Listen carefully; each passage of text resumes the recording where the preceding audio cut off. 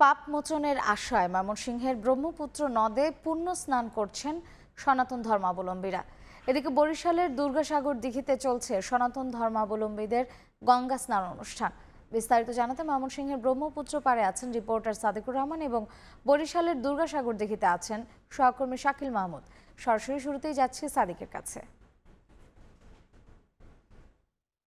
সূর্যোদয়ের পর থেকেই কিন্তু ব্রহ্মপুত্র নদে, ময়মনসিংহের যে ব্রহ্মপুত্র নদ, সেখানে কিন্তু সনাতন ধর্মাবলম্বীরা কিন্তু এখানে এসে তারা এখানে মহাষ্টমী পূর্ণ স্নানে অংশ নিচ্ছেন। এখানে আমি যেটা দেখতে পেয়েছি যে এখানে যে আনুষ্ঠানিকতাটা সকাল ভোরের আলো ফোটার সঙ্গে সঙ্গেই দেখা যাচ্ছে যে এই নগরীতে যারা আছেন সনাতন ধর্মাবলম্বী তারা কিন্তু পূজার সামগ্রী নিয়ে এখানে পায়ে হেঁটে এসেছেন এবং এটা আমরা দেখেছি যে তাদের সাথে যে বিভিন্ন ধরনের ফল এবং ফুল এগুলো নিয়ে কিন্তু এখানে এসে এই ব্রহ্মপুত্র নদে এখানে প্রথম গোসল করে স্নান করে কিন্তু যে তারা এই আনুষ্ঠানিকতা শুরু করেছে এবং প্রথম স্নান করার পরবর্তীতে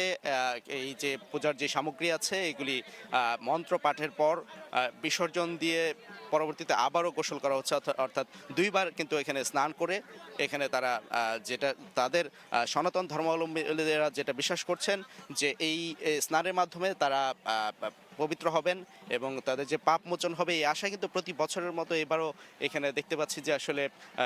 হাজার হাজার যেই পূর্ণ যারা পাপ মোচনের আশায় সনাতন ধর্মাবলম্বীরা হাজির হয়েছেন এবং তারা যেটা বলছেন যে তারা এই ব্রহ্মপুত্র নদে এখানে ডুব দিয়ে এখানে পানিতে গোসল করে তাদের সাথে পাপ যেটা ছিল সেটাও কিন্তু এখানে মোচন হয়ে যাচ্ছে। সেই আসলে ভগবানকে সন্তুষ্ট করার আশায় কিন্তু তারা এখানে এসেছেন এবং এখানে আরেকটা বিষয় যেটা দেখেছি যে এখানে স্নান করার পরবর্তীতে এই চলে যাওয়ার সময়ও কিন্তু এখানে মাটিতে কাপড় বিছিয়ে রাখা হয়েছে এবং এখানে দরিদ্রদের জন্য বিভিন্ন খাদ্যপণ্য এখানে বিসর্জন দেওয়া হচ্ছে, এখানে দরিদ্রদের জন্য দান করা হচ্ছে, সেটা আমরা দেখেছি। তো আমরা কথা বলেছিলাম এখানে যারা এই কার্যটা সম্পাদন করার জন্য কিন্তু এখানে অনেক পুরোহিত আছেন, তারা মন্ত্রপাঠ করিয়ে এখানে কিন্তু এই আনুষ্ঠানিকতা সম্পন্ন করছেন এবং এটা পরিপূর্ণভাবে সুন্দরভাবে সম্পন্ন করার জন্য কিন্তু এখানে র্যাব, পুলিশ থেকে শুরু করে বিভিন্ন গোয়েন্দা সংস্থার সদস্যরা কিন্তু রয়েছেন যাতে কোনো ধরনের বিশৃঙ্খলা সৃষ্টি না হয় এবং এখানে স্নান করার পরবর্তীতে এখানে যেই বিভিন্ন পয়েন্টে তৈরি করা হয়েছে, এই কাপড় পরিবর্তনের স্থান তৈরি করা হয়েছে, সেখানেও আমরা দেখতে পাচ্ছি যে এখানে সারিবদ্ধভাবে সুশৃঙ্খলভাবে সবাই পূর্ণ স্নান করে এখানে কাপড় পরিবর্তন করে আবার ঘরে ফিরে যাচ্ছেন। আমরা আসলে প্রতি বছরের মতো এবার যেটা দেখেছি এবং আমরা কথা বলেছি, তারা যেটা বলছেন এখানে তারা প্রার্থনাও করছেন যেন তাদের পাপ মোচনের পাশাপাশি যেন বিশ্বের শান্তি প্রতিষ্ঠা হয় এবং দেশের সুখ এবং সমৃদ্ধির জন্য তারা কিন্তু প্রার্থনা করছেন এবং এই যে আনুষ্ঠানিকতা এটা কিন্তু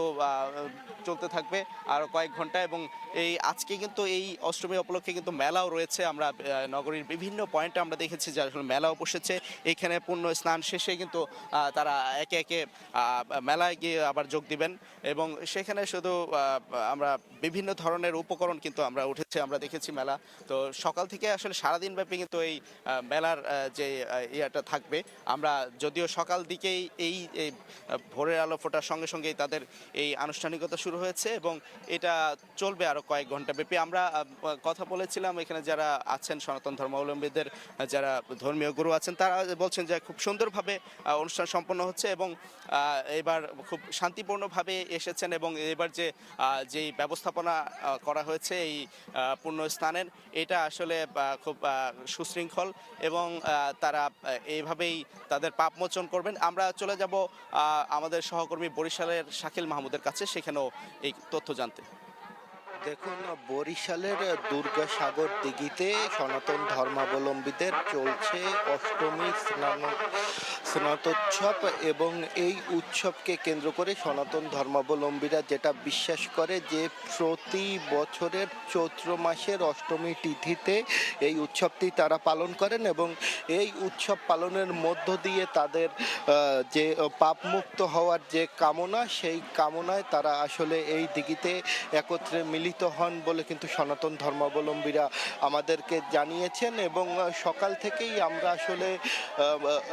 বরিশালের যে এই দুর্গাসাগর দিঘি এখানে এসে আমরা দেখতে পাচ্ছি যে সনাতন ধর্মাবলম্বীরা কিন্তু আসছে এবং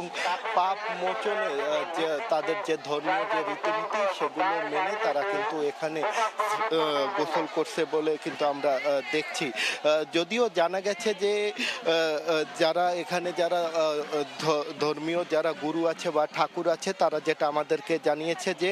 হিন্দু ধর্মাবলম্বীদের মতে এখন থেকে 500 বছর পূর্বে রাজা সতীত্র নারায়ণ রায়ের পূর্বের বাংলার 12 ভূঁইয়ার এক ভূঁইয়া রাজা কত্তব নারায়ণ রায় ও মাধব নারায়ণের বাংলার চন্দ্রদ্বীপ এবং রাজধানী এই মাধবপাশা গ্রামে ছিল। পরে রাজা মাধব নারায়ণ রায়ের নামে অনুসারে এই গ্রামের নাম হয় মাধবপাশা গ্রাম। এবং সেই যে রাজা তিনি কিন্তু আসলে এই স্নানের যে আয়োজন সেটা তিনি করে আসছিলেন এবং তারপর থেকেই কিন্তু এখানে পুণ্য স্নান ও যে সনাতন ধর্মাবলম্বীদের সেটা কিন্তু এখানে হয়ে আসছে। এবং এই আয়োজনকে কেন্দ্র করে কিন্তু প্রতি বছর কিন্তু আসলে মেলারও আয়োজন করা হয় এবং একদিন ব্যাপী কিন্তু মেলা অনুষ্ঠিত হয়েছে। আমরা এখানে যারা সনাতন ধর্মাবলম্বীরা আছে তাদের সাথে আমরা কথা বলছিলাম, তারা যেটা আমাদেরকে জানিয়েছে যে তাদের যে পাপ সেই পাপ মোচনের আশায় কিন্তু তারা এখানে এসে মিলিত হয়েছে, তারা এখানে স্নান করছে এবং তাদের যে ধর্মীয় যে রীতিনীতিগুলো আছে সেগুলো তারা মানছে এবং তারা বিশ্বাস করে যে